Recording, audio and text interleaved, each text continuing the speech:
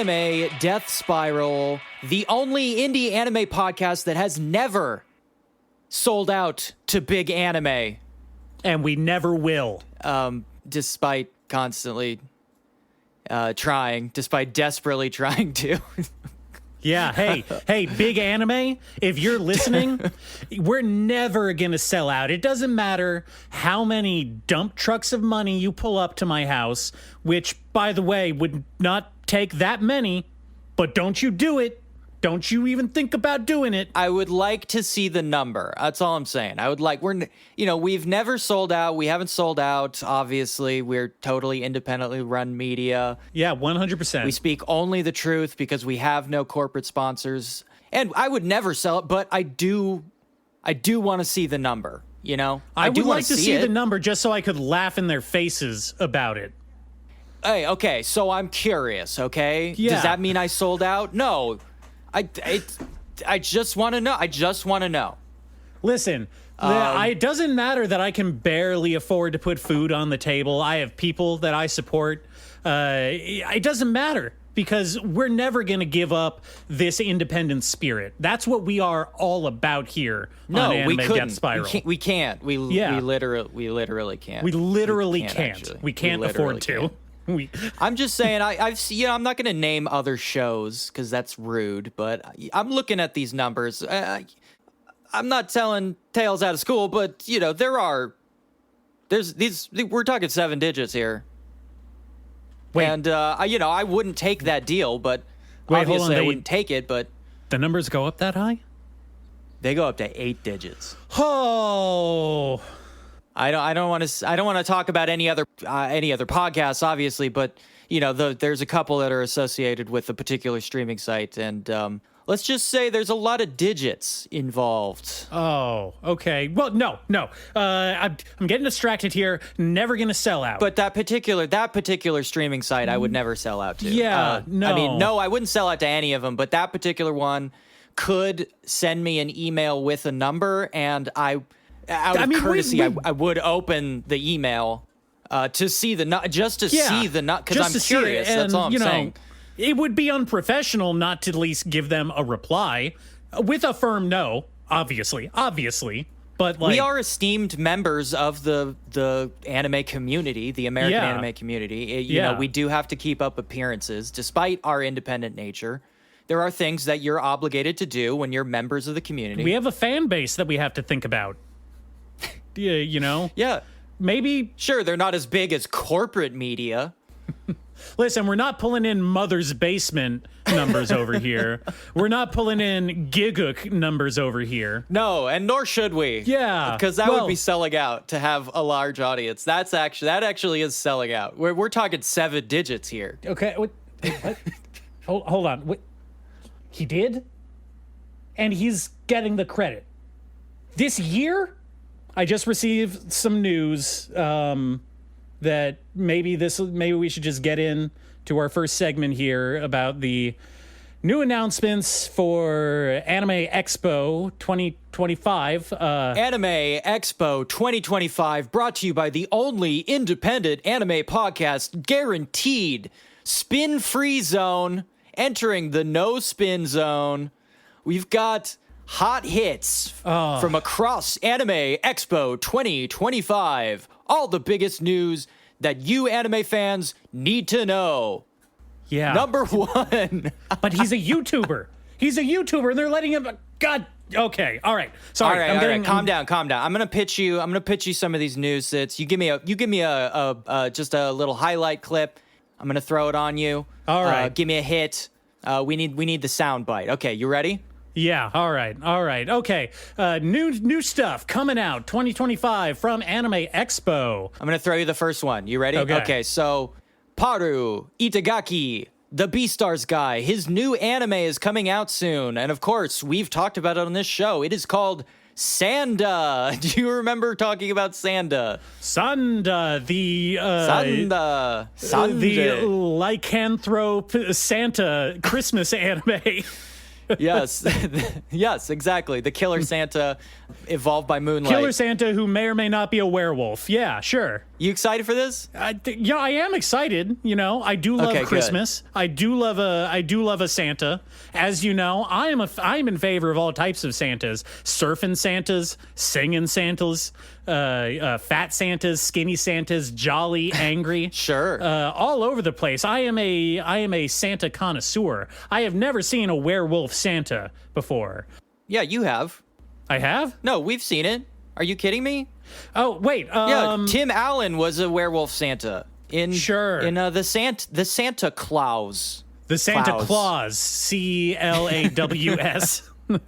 Yeah, he was a were-Santa. See, it's funny you went for the Santa Claus reference. I thought you were going to go to that Shudder Creep Show Christmas special that they did, which I'm just remembering now was about werewolf Santas. Oh, yeah. No, I was not going for that, no. Yeah, I'm very excited for this. I'm very excited. I think Werewolf Santa Battle manga is obviously incredibly fertile ground for an anime in 2025. Okay, moving on. Do you know Gen Urobuchi? We've mentioned him a lot on this show. Oh, I don't listen to this show. Hasn't sunk in. Well, we mentioned a few of his projects in the show many times. You know, I'm talking, of course, Puele Magi Madoka Magica. We talked about Psycho-Pass, obviously, last season. We've talked a lot about Fate Zero, the only good Fate project. And, of course, the visual novel he wrote, Saya no Uta, which is, of course, the one of the most despicable things I've particularly read. Yes. Of course, I remember Gen Urobuchi. Yes.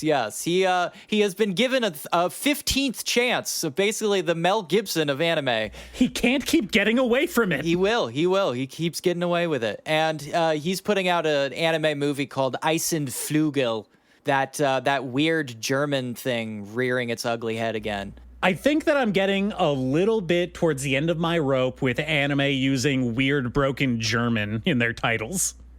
It's because it's just rubbing me a little bit wrong. I don't know why. I can't quite vocalize the feeling that it's giving me right now, but it makes me a little bit uncomfortable. Is it possible it's related to the, Axis powers thing?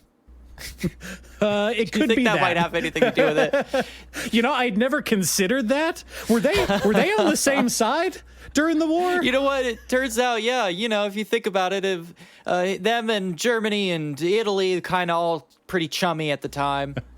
I don't want to dredge up old history, but might have something to do with it. Let's just say Japan ran a hell of a PR game after the war.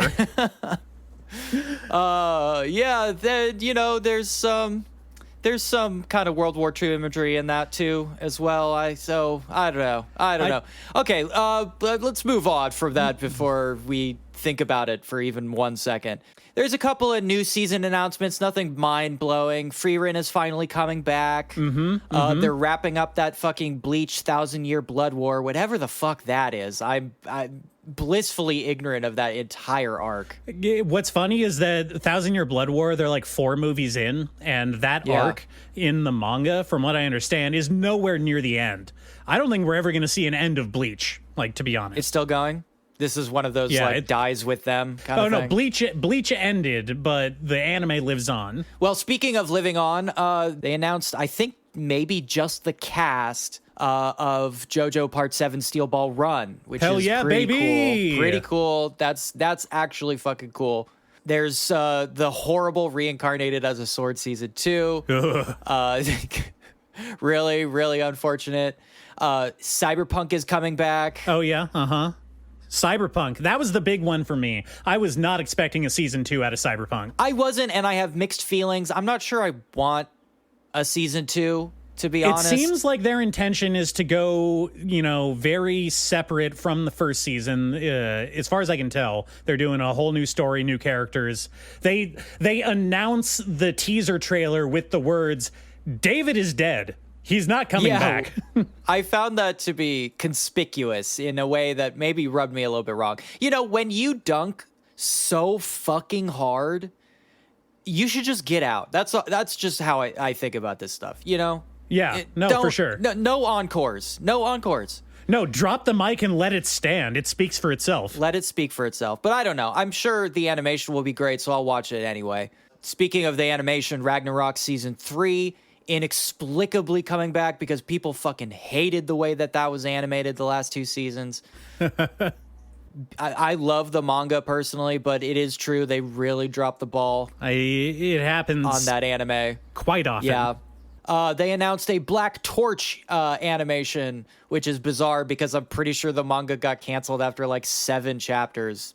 Truly baffling. It's also like the most generic shonen you could possibly imagine as well. Sure. You know, kid finds out he's a magical ninja, joins magical ninja FBI, fights magical ninja enemy ghosts, I think. It's been a while since I read it. Ghosts? I don't know. Here's a much more exciting one. The new reboot of Fist of the North Star has dropped a trailer. Hell yeah. Very interested in that.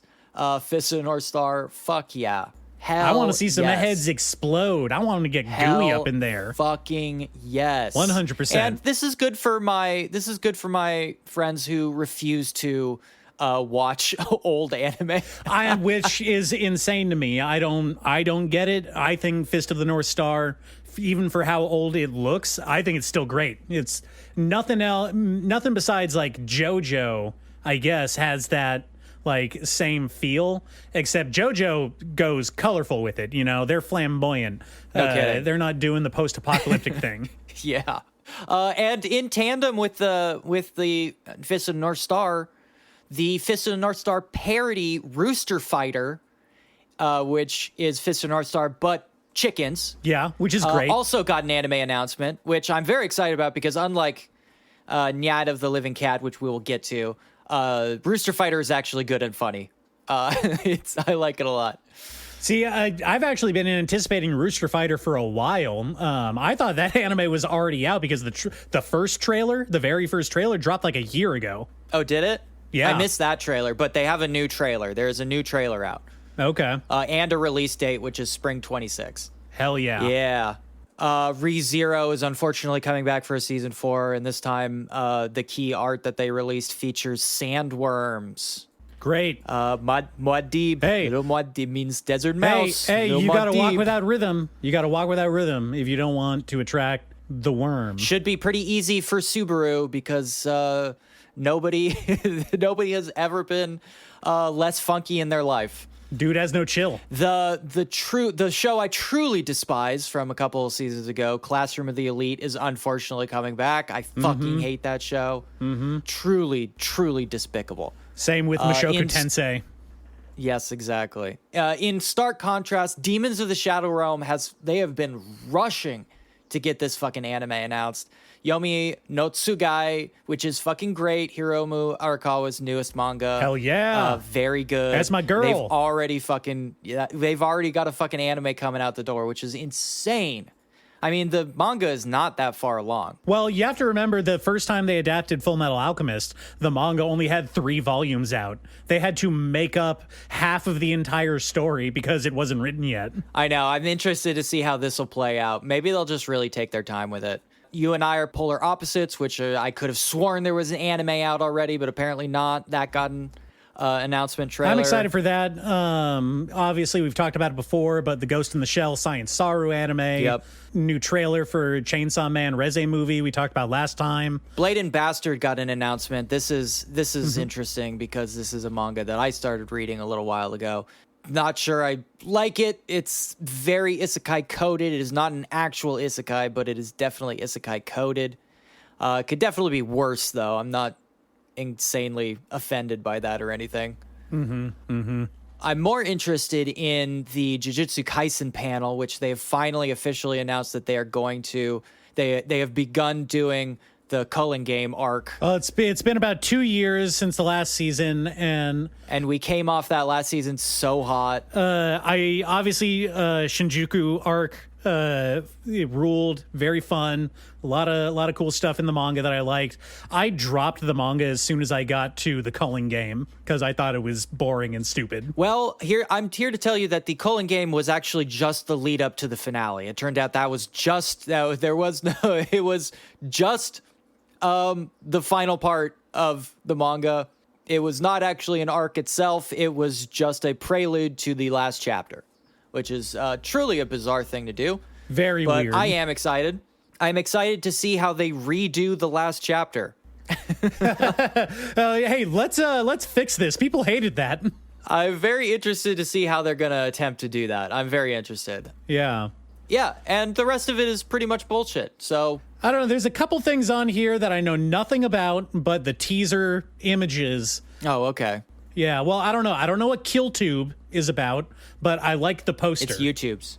Yeah? It's YouTube's. It's fighting YouTubes? It's YouTubers. Yeah, okay. I mean, there's more stuff. It's more complicated than that, but it's YouTube. And something anime adaptation for something called The Vermilion Mask. Yes, I don't know anything about the Vermilion Mask, so I laid off a little bit, but maybe I'll check that out. I don't know. The trailer looks cool. Thumbnail. Yeah, cool thumbnail, cool trailer, but know nothing about it. I like a mask. I like a good mask. You like a mask. You like a hockey mask. That's my thing. Yeah, that's my thing. I like a good mask. Jason, great mask. V for Vendetta, love that guy's mask. I don't know if I like that mask so much. Not well, it's got a mustache on it. It has some weird connotations in this day and age, but yeah, it went hard in the 80s. Obviously, we've talked a lot about Dorohedoro, but of course, the only reason you did like it was because of the masks. Literally the only reason. Luckily, every character had one, so that kind of made it very tolerable. Very cool. Yeah, I love that part. Love a good mask. So, looking forward to the Vermilion type. Vermilion. Vamella? The vanilla mask. Yeah, that's it. All right, enough of that. Enough of that. Enough of it. None of that Let's matters. not get bogged down in the future. Let us focus on the present. We need to go hard on the present, or we will never catch up, and we will end up in the past before we make it to the future. So let's focus up, people. Now, speaking of a good mask, we're going to start off with something that we both watched here that I was not expecting to, but really, really, really liked. Yeah. And I know you're going to be like, yeah, well, duh. I've been telling you to read that forever. But Gachiakuta. Duh. And I have been telling you to read that forever. I watched the first episode of Gachiakuta over the weekend, and boy, what a banger to start off with, right? I've been saying everybody needs to read the shonen about the guy who lives in the dump, and now you know. Now you know. Living in the dump, pretty cool. You know, I watched the first episode and I immediately went out my front door, got in my car, and went to my local dump and just kind of like found a good pile to roll around in, you know, just to get into the mindset. It works, therapeutic. I feel this weight lifted off my soul. Yeah. Garbage is cool, guys. It is cool. And, you can convince yourself you're fighting climate change. Yeah, or something. I don't know. By being friends with the garbage.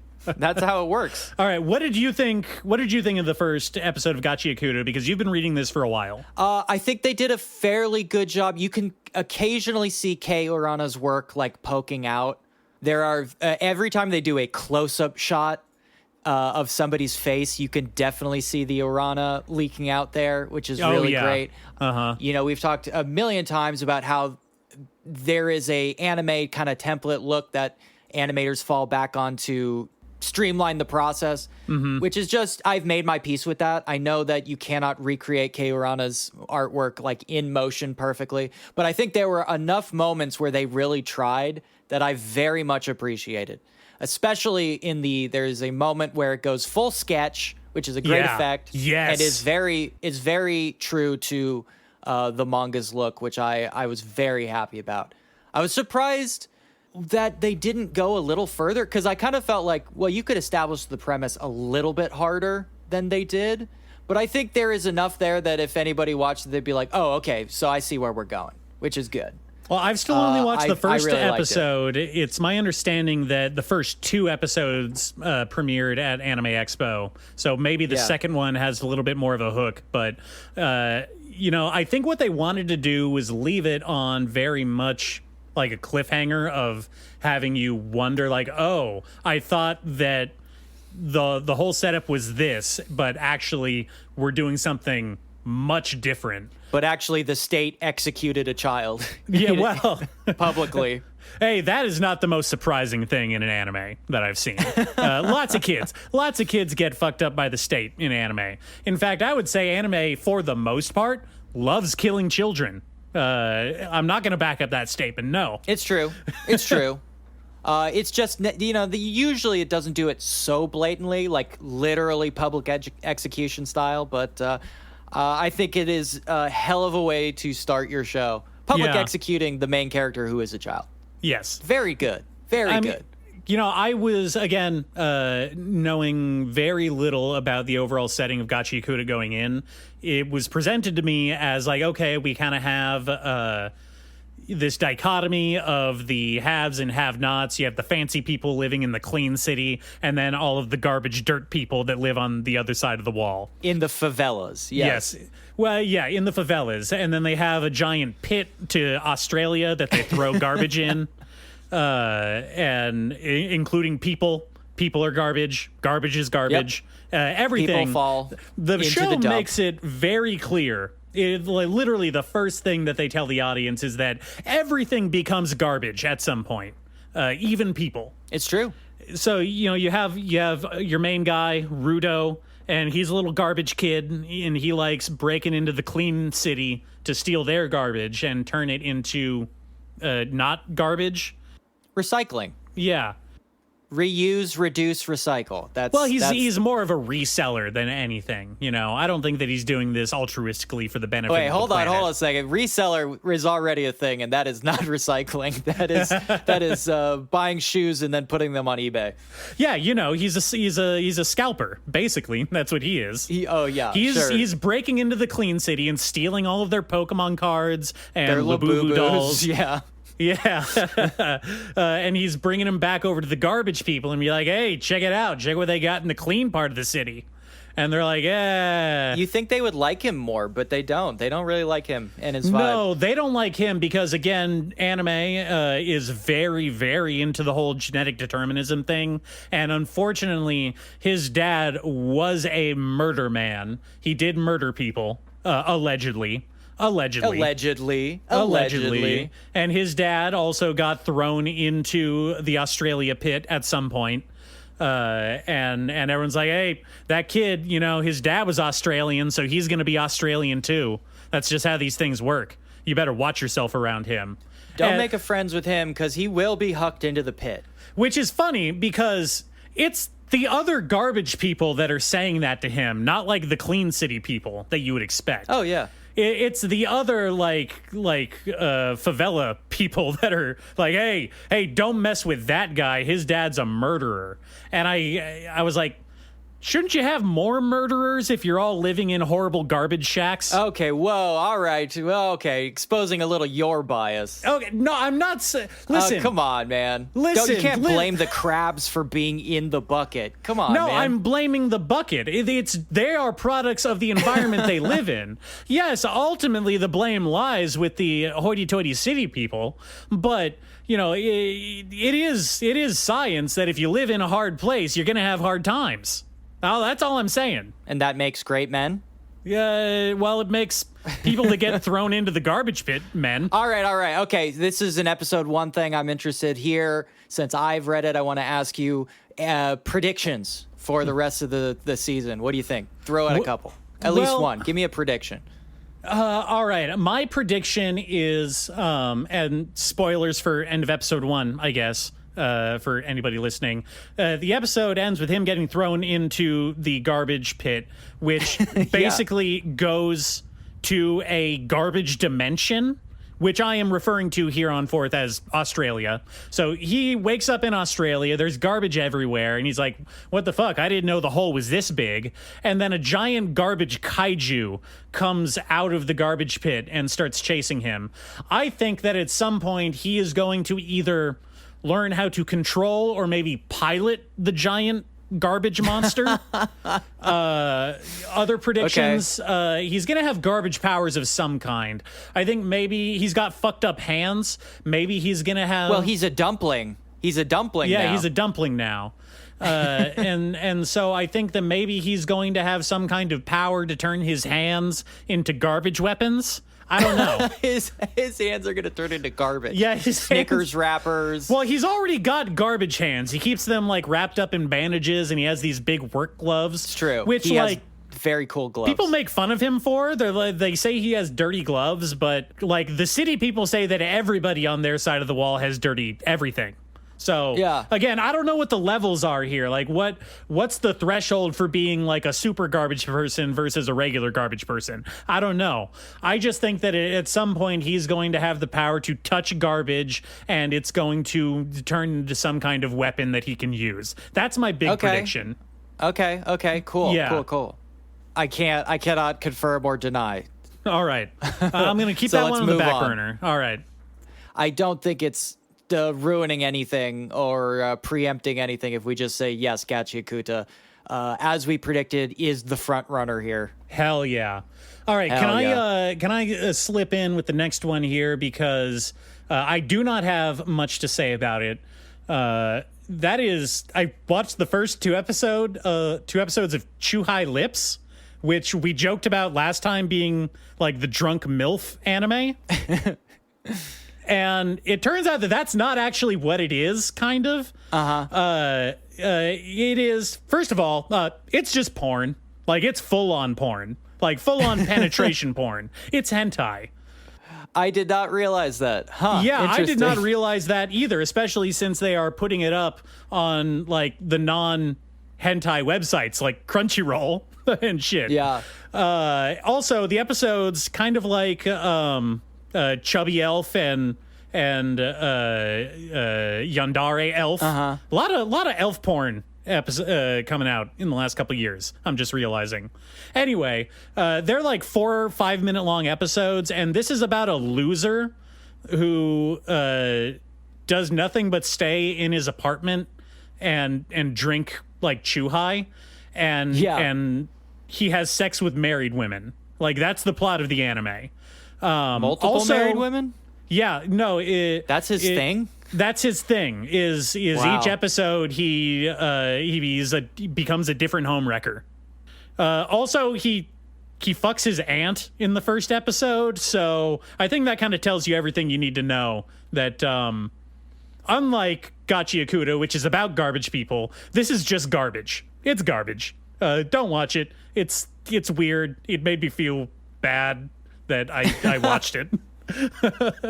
Fair enough. Yeah. Wow. Yeah, that was Chuhai Lips. Great what they're putting out these days. We've come so far. Jesus Christ. Yeah. Yes. All right. Well, moving on. Let's go to one that really surprised me. How about that? Okay. All right. Nyaight of the Living Cat. Okay. Now, you say it surprised you. Yeah, it did surprise me. It surprised me as well, but I want to know how it surprised you. Obviously, I knew about the manga for a while now, so I was not particularly surprised by the content. What really surprised me, obviously, first off, that the Takashi Miike link surprised me initially. Still weird. Yeah, still weird. Yes, but not still weird. It became much weirder when I actually saw the show and tried to piece together which parts were the Takashi Miike parts, because I don't I have no fucking clue where his input is supposed to be. Yeah, we're basically on the same page on this. I watched the first episode and I was trying to figure out like what his influences were going to be. Obviously, you've seen a lot more Takashi Miike films than I have, but we've both seen his work, you know. Or half of his work. Yeah, half of his work. And I was expecting this to, I don't know, go harder, I guess, be more visually provocative, I guess maybe is a word. I don't want to say gore, because I wasn't expecting like gore, knowing what I know about the plot of the manga, but this just seemed like an anime to me, and not like a particularly like authorial voice forward one, you know? It just seemed like a normal ass anime. Do you follow me? Yes. There is one part that took me by surprise in a much more minor way, I guess, and maybe is a real mixed bag in that I thought the initial joke got me, right? I kind of knew it would, because I do think it is funny. There's a cat virus, and if you cuddle with the cats, you turn into a cat. Yeah, that's funny. No, not necessarily that part. That they can't fight back against the cats because the cats are too cute and they love cats too much. Oh, sure. That is really the main joke of the show. My confusion is that is the only joke of the show. Yeah, no, that's basically where it stops. How do they make more episodes of Nyaight of the Living Cat? Are they even necessary? I would say no. Yeah, I was about to say something, and then your question there kind of tripped me up. I'm like, is it necessary?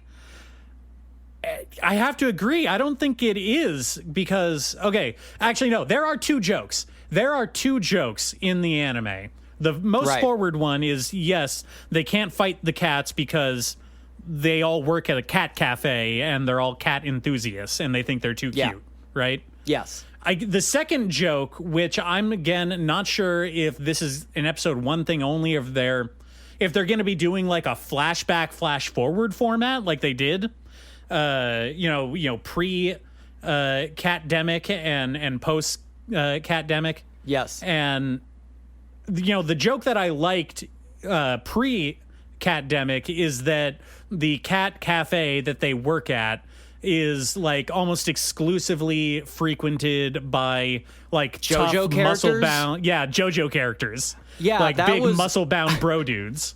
I didn't even read that as a joke because I was so taken aback by everyone besides the schoolgirl being JoJo characters. Now, I have not read the manga. I know enough about the plot, to go into the anime. Did you read any of the manga, or did you just read about it? No, I did not read the manga, even though I thought them being cats softened it a little bit. My policy about zombies is pretty clear. Yeah, they're a little bombed out and dusty at this point. Not interested. Yeah. So go back and listen to the episode about the previous zombie hit, my Zom 100, for our zombie opinions. To be fair, I think that I liked this like conceptually more than I like Zom 100. Oh, definitely, but that's because I hate zombies. And I hate wage slaves. And I hate cats. Yeah. I'll give you one prediction on this show, and this was kind of the one we were all screaming at the TV. The main character, who is not the schoolgirl, is the original cat that originated the virus that turned back into a human. I think that is 100% the twist of this show. Interesting. Okay, I was going to say... See, my mind was going that he was the guy who developed the original cat. The scientist that created it. Because they mentioned that the cat virus came about as basically the end result of a cat eugenics program to make cats more cute. Yes. And somehow that resulted in a virus that turns people into cats. I was assuming that he was going to be the researcher that created the virus, but him being the original cat that somehow got reverse cuddle bitten into turning into a human. Yes. That is actually more interesting overall. I think that's it. I very strongly feel like that is probably going to be the twist that we find out at the end of season 1 when he actually does get touched by a cat and does not turn. Yeah. I think that's probably In fact, the fact that he's carrying around that little bell, the cat collar bell. Yes. When we first are introduced to him as an amnesiac, running through an alley, falling down. Yep. Now that you say that, I am 100% sure that is what's going to happen. Yeah, I feel pretty strongly about this one. Yeah. Okay, what a weird thing. I know. Tell me about See You Tomorrow at the Food Court. So this is another manga that I picked up randomly, only to discover that it was having an anime adaptation coming out in like 3 weeks. It's happened to me twice before. So I won't tarry too long on this, but I like it. I think it's a great adaptation of the manga. The manga is very funny. This is basically... this is like the Bechdel test, the anime.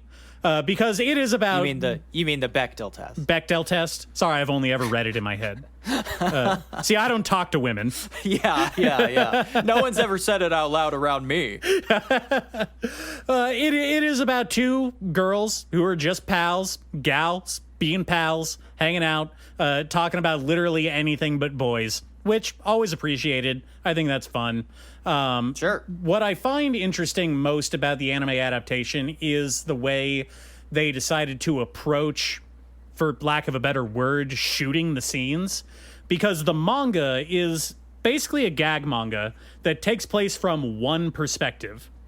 It's the girls sitting at a table in a food court, always from a front forward perspective, them on the opposite side of the table, and they're just talking to each other.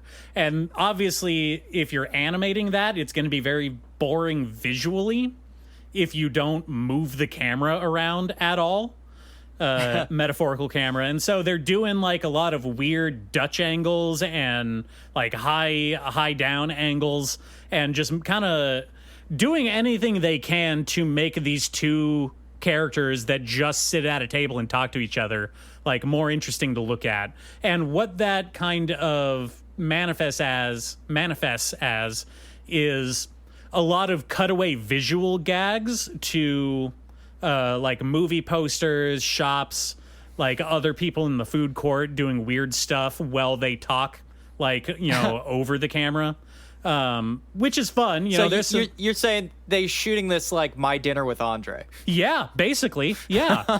In fact, I think that it would not surprise me to hear that they took direct like inspiration from that movie and other stuff like it. Wow. I will say, best anime adaptation of a Freddy Krueger that I've seen so far. Oh, really? Yeah, Freddy's in it. Freddy is in it.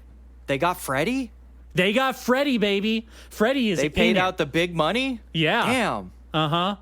There's a gag where one of the girls buys what she does not realize is a Freddy Krueger sweater, and is disappointed with how ugly it looks on her, and so the other one's like, "Yeah, give me that. I love Freddy. Nightmare's awesome. Hell yeah." Wow. Funny timing, good sense of timing for the jokes. They basically play out the way I read them in my head when I was reading the manga, which is something that I mentioned when I talked about the manga, is that it has good like joke structure, set up and payoff, and like a good flow of narrative in all of these rambling conversations. So yeah, check it out. I really like it. This is my number 2 for the season, I think. Wow. Yeah. Interesting. I'm glad we picked it for our fantasy league. I know, right? How's the animation in general? I mean, what are we looking kind of mids, or do they really pick it up? No, for two girls that just sit at a table and talk to each other, they go extra. They go hard? Anime. Yeah, they go hard. One of the characters is very into gacha games.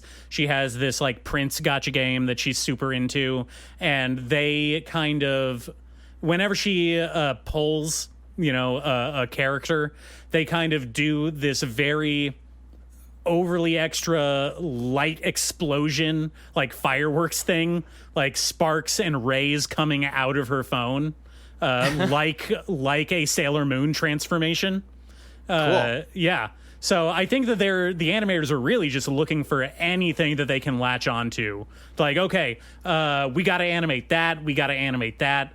We got to do this because, again, two people sitting at a table should not be visually interesting as this turned out to be. So I like it. Check it out. I mean, the whole thing really reminds me again of like, I haven't gotten to City the Animation yet, but I've already heard that the animation is really great. But it also like Asobase, which I will continue talking about forever because I really liked it, is, three girls a lot of the time just like playing board games or like word games, sometimes like stupid word association games. Yeah. And it is like, if you did not like the aesthetic, I could see you immediately calling it over animated, but I think it is actually the perfect amount because it just goes insanely hard with the amount of camera movement and like overly expressive faces and body movements and how intense they make every scene. I just like, it's really, really good and incredibly clever. I would definitely recommend to anybody who's interested in the concept, just go watch the opening animation where it's these two characters doing a series of incredibly over animated, like stupid TikTok dances, but it's very tongue in cheek and funny.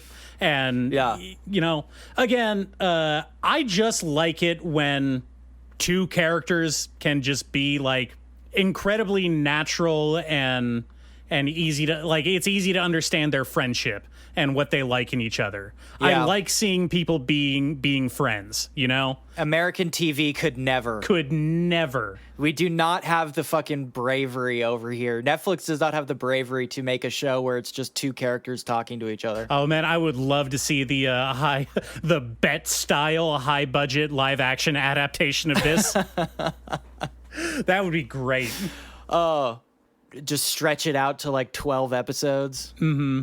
Oh, man. And that's the other thing, that from what I understand, this one is only going to be a 6-episode season, which actually makes sense to me because the comic chapters are so short and there's only like 25 of them out right now. They are covering like 4 chapters of the manga per episode. Cool. And they're already going to run out by the end of episode 6. Love it. Yeah. I love what I would call quick bites. I would call it low commitment, which is what I'm all about. Okay. What else we got here? Because that basically covers up everything that I've watched from the new premieres so far this season. All right. Well, then I've got one final one. I watched Clevatess. Cleavages? Clevatess, which they did not include the subtitle. I guess just to confuse people. I don't know. Because the subtitle is like Clevatess, the king of magical beasts. Okay. So like Aslan? Yeah. Is this a Jesus metaphor? Like Dark Aslan. Yeah. Dark Aslan. Okay, now we're talking here. It really is Dark Aslan. This one's for the edgelords. I would say it's not even very edgelordy. I mean, it definitely. I would not blame you if you thought it was edgelordy from the first 20 minutes or so. Because they rearrange the first couple chapters of the manga to make it to very specifically make it edgelordy, which I think was a mistake. Because that tone immediately clashes with the actual tone of what the manga's about. Because they do the bait and switch, which I'm not against at all personally. I tend to like this when it shows up in anime, and it showed up quite a lot. There's no end of examples, but we are introduced to a party of heroes who go off to fight the titular Clevatess, king of magical beasts. Yeah, he's like the demon lord, kind of. Well, he's one of the 4. Maybe they're all demon beasts. I'm not sure, but there are 4 of these creatures that guard the cardinal points of this world. Sure. Stopping all of humanoid civilization from expanding outside of this one continent, which is a fun setup. And the heroes of the southern kingdom have constantly been trying to kill off their southern dark beast, Clevatess. And they are the only kingdom that can actually forge magical weaponry that it takes to kill one of these things. And after decades and decades of trying, maybe hundreds of years of trying, they decide, for some reason they had never thought of this before, but they try to send a bunch of heroes at the same time, you know, to gang up on Clevatess for the first time ever. Hey, why do we keep only sending one at a time? Yeah. Doesn't it seem a little inefficient to you? Yeah. It's like, what? Why is this okay? But it doesn't matter. Anyway, the heroes get a big grand introduction. And in fact, our main character even gets the flashback, like, opening of the show. And we see them in action. They slay a big pack of evil creatures that in a pretty cool sequence that was very reminiscent of like kind of like 80s dark fantasy manga, and anime, which is pretty cool. Like there's definitely like somebody watched the first Vampire Hunter D movie preparing for this sequence, you know? Hell yeah. Which is cool. Demon City Shinjuku shit happening.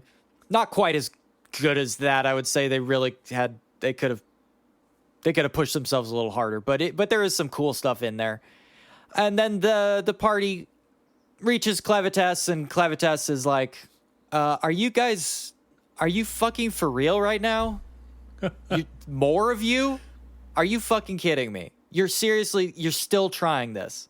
It's been like hundreds of years and you're still trying to kill me. Okay, I'm getting pissed off. Goodbye. And then just brutally eviscerates every single one of these guys, which is entertaining. Good. Yeah. Yeah. Good. I like it. 'Cause fuck them, right? Yeah. Yeah, don't fuck with someone who's just trying to chill like that. You know, what's he doing? You know? Yeah. Just guarding one of the cardinal points. Yeah. Kind of not the anime's fault, but there was a weird thing where once this fight sequence happens, they didn't bother to translate that part of the anime. So that is the only part of the anime where none of the conversations were legible to us. Luckily, I'm pretty sure the conversations were just, I'm about to kill you. And then the heroes go, no, we're about to kill you because we're strong. And he goes like, no, that's definitely not happening here. I'm gonna rip you limb from limb. And Clevatess does it.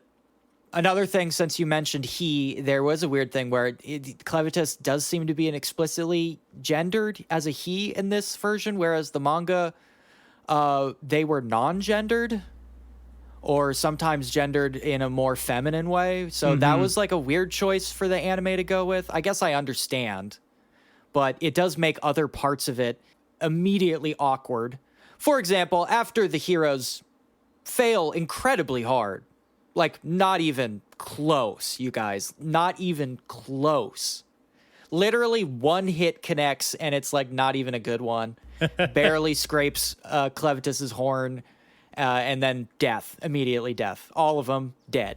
Clevatess gets pissed off and is like, Bunch okay, of mooks. like fucking 8 of these guys? Are you fucking kidding me? Okay, that's it. And leaps in a single bound to the capital of the kingdom and hunts down the king and cuts his fucking head off. Just immediately sliced. And then kind of rampages around going like, you know what? Fuck you guys. I cannot believe this. You humans are just constantly pissing me off. Like every couple years you're sending guys to fucking kill me. Why should I fucking bother with this? Like, I'm just going to kill all of you. Fuck you guys.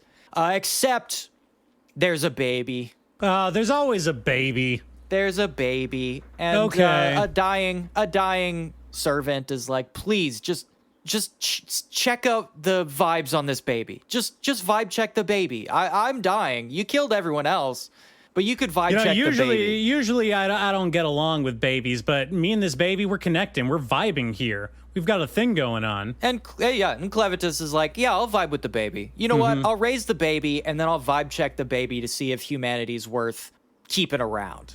Because right now I got a pretty negative opinion. It's a pretty endearing setup. I'm not gonna lie, but yeah, if I was a citizen of that kingdom, I would be scared shitless of betting my existence on whether or not this demon god vibes with a random baby.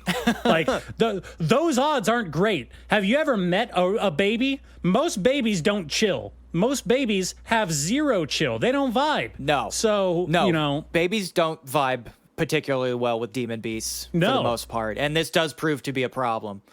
What are they going to do? Their king is dead. Their capital is destroyed. Everybody inside was murdered. They're the only heroes they had left, chopped to bits. It would have been great if Clevatess went and, murked the king and everyone was just spontaneously just like, hey, thanks. We hated that guy. Hell yeah. Oh my god, we were gonna do that anyway. Yeah, no, we were this like is fucking this fantastic. close to doing it. Oh, we're gonna do so much democracy now. We're gonna form syndicalism. Yeah, the peasants immediately storm Versailles as soon as Clevatess bounds back to their cave. Yeah, that'd be pretty good. You know what? That would be a great secondary twist. I would really like that. But that unfortunately does not happen. What happens is Clevatess immediately realizes they have no idea how to fucking handle a baby. And sure. all the crying is pissing them off. So they walk out of their cave, and there just happened to be a female hero in the party. So Clevatess injects a bunch of dark ichor into that female hero and puppets their dead body back to life. Quote unquote life. They are a dark ichor zombie now, and tells her to, hey, you're gonna take care of this baby for me, and we're gonna wander around raising this baby. That raises so many questions. Do they have their same personality after they become an ichor zombie? Yes, they kind of snap right back and are like, oh shit, why am I alive again? I got sliced up by a demon beast, sliced up. What am I doing back here? And that's when Clevatess is like, you're going to be my little puppet. You're the puppet. And there's an unfortunate joke where Clevatess asks her to breastfeed the baby against her will. And my watch partners really did not like that part. Which I don't blame them. It's not great. Doesn't really play as funny outside of the manga. You know, I'm going to go out on a limb and say that it probably doesn't play out as funny within the manga to most people either. You know what? I think gendering Clevatess as a dude really fucks the vibe up of that joke, you know? Like, really changes the entire tenor. I don't think their gender is the issue with that. I think it's the fact that they're a mind-controlled ichor zombie, and this other demon god entity has control of their body and their thoughts. I think maybe that's what makes it weird. Not their thoughts, just the body. That makes it worse. Just the body. Let's be clear. It's just the body. Only the body. Yes, they make the joke. I do think gendering Clevatess as a dude makes that joke much worse. I'm just saying. Yeah, okay. You don't have to like it. I'm just saying I do think that makes it harsher. Uh-huh. But she quickly explains, hey, I cannot do that. Women cannot just do that. And Clevatess is like, oh, great. More things humans suck at. Okay, well... we're gonna have to go on a journey to find a lady who can give this baby milk. All right, let's get going. And that's kind of where we left off because my watch partners really did not like that joke so much that we stopped watching the show.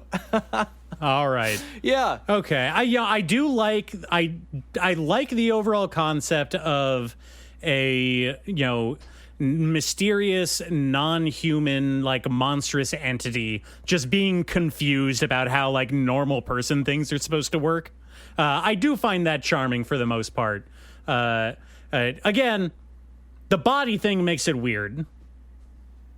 It definitely makes it weird. It makes it weird. It does. I know.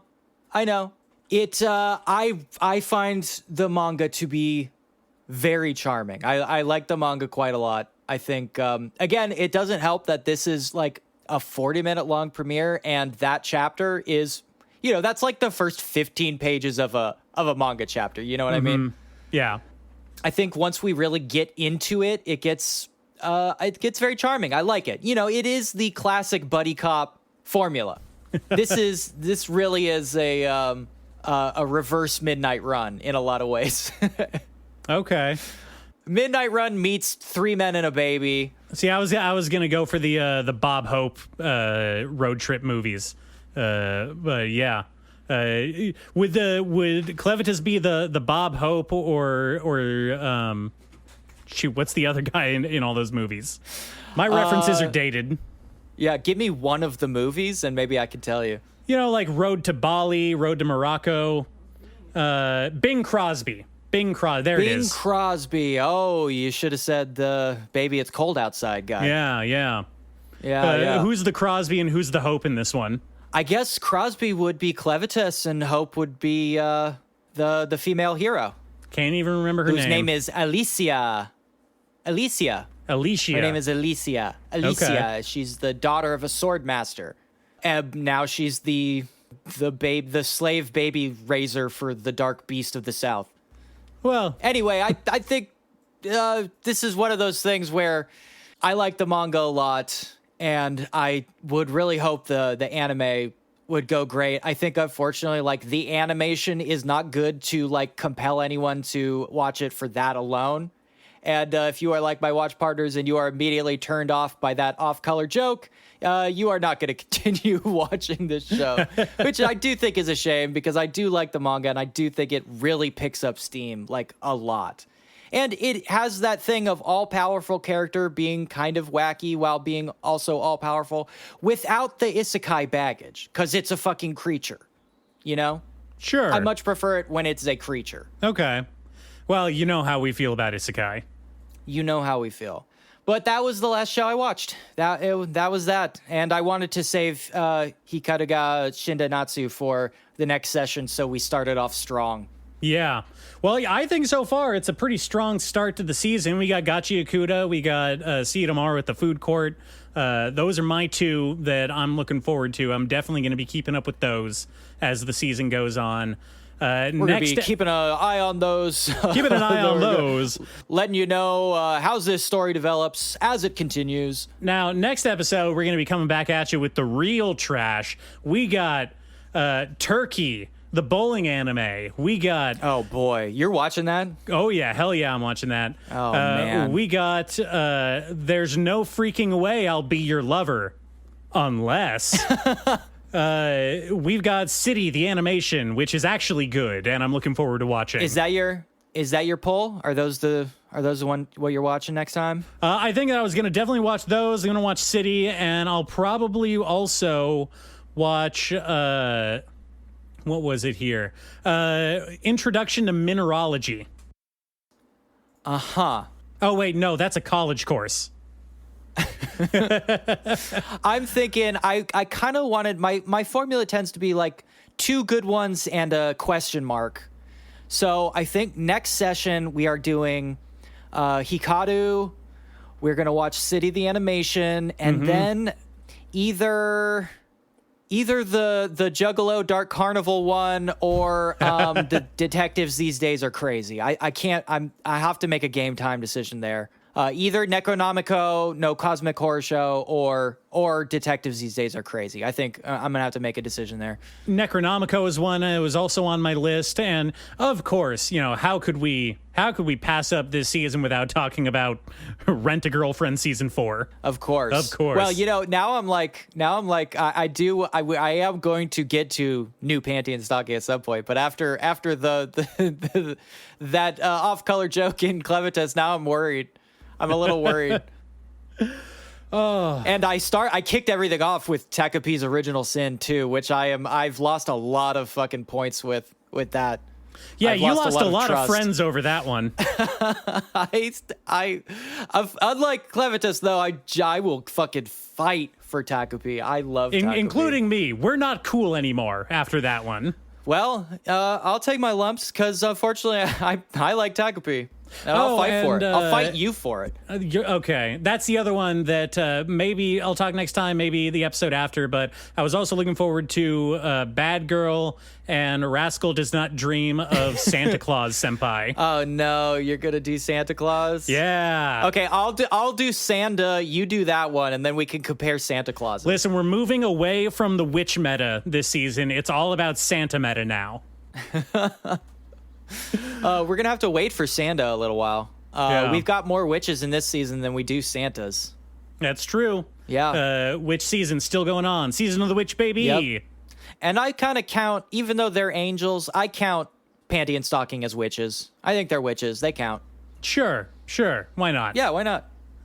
All right. Is that's what we got for you fine folks today? As always, go, please do the stuff. Comment, like, subscribe, listen, download. Watch the good shows and not the bad shows, unless you're trying to pump our fantasy league numbers. In that case, fine. Yeah, Go for it. It's okay in that context.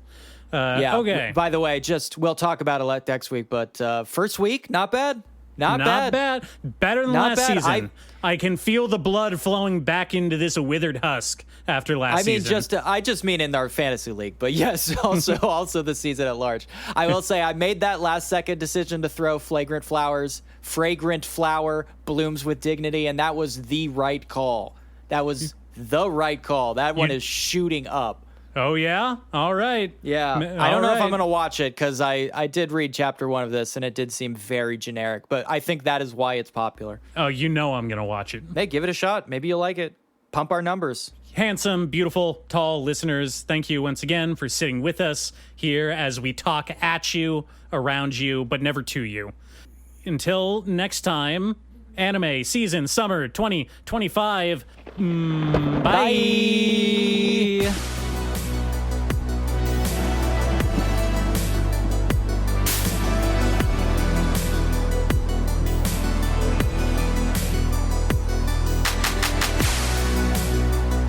I actually would have liked in Andor if they had include the Emperor. He's like out there being like crypto-fascist. He's like talking mad shit about Wookiees or whatever. He's like, I think it should be legal to eat Wookiees. I mean, they won't even speak basic. Like, yeah, sure, they have sort of an intelligence. All right, here's what we're going to do. We're going to establish a centuries-long eugenics program that's going to turn them into teddy bears.